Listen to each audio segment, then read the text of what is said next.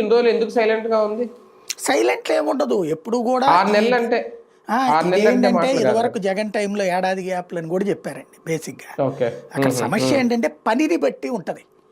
వీళ్ళు అనేది ఏంటి, ఏ రోజు ఆ రోజు ఇవ్వడం అనేటటువంటిది. ఉపాధి హామీలు అట్లా ఇవ్వరు. కేంద్ర ప్రభుత్వం అట్లా ఇవ్వాలనుకుంటోంది, కానీ దానికి తగ్గట్టు వీళ్ళు వ్యవహరించరు. ఇక్కడ ఏంటంటే ఉపాధి హామీ అనేటువంటిది ఒక బంగారు బాతు. దాంట్లో వీళ్ళు ఏం చేస్తున్నారంటే పిసుక్కు తినేస్తున్నారు రాష్ట్ర ప్రభుత్వం. అరే బాబు, దాన్ని మేము గుడ్లు తీసుకోండి కానీ మీరు కోడిని చంపేయబాకండ్రా అని చెప్తోంది కేంద్రం.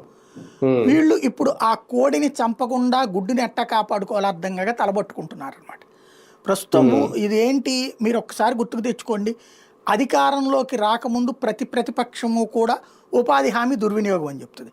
అధికారంలోకి వచ్చాక ఉపాధి హామీ ద్వారా మేము ఇన్ని పనులు చేశామని చెప్తుంది. ప్రతిసారి ఉపాధి హామీ వాళ్ళ ప్రతిపక్షంలో ఉన్నప్పుడు అయ్యో రైతులకు అన్యాయం జరుగుతోంది, భవన నిర్మాణాలకు అన్యాయం జరుగుతోంది, ఉపాధి హామీ దుర్వినియోగం అయిపోతుందని చెప్తుంది. అధికారంలోకి రాగానే మళ్ళీ అదే పనిని వీళ్ళు చేస్తారు. ఇది తరతరాల సంప్రదాయం అయిపోయింది మనకి. దీంట్లో స్పష్టత జర్నలిస్టులందరికీ తెలిసినా రాయరు. ఇంకోటి, ఇదివరకటి రోజుల్లో పాపం దాన్ని క్రాస్ చెక్ చేయడం కోసం అని చెప్పేసి ఈ సిస్టమ్ పెట్టారు, సోషల్ ఆడిటింగ్ అన్నటువంటిది. సోషల్ ఆడిటింగ్లో తెలుగుదేశం హయాంలో 2019కి ముందు కన్స్ట్రక్ట్ చేసాం, రోడ్ వేసాం, కాలువ కట్టామని చెప్పిన వాటిట్లో 3 వంతులు లేవని చెప్పి ఆ తర్వాత సోషల్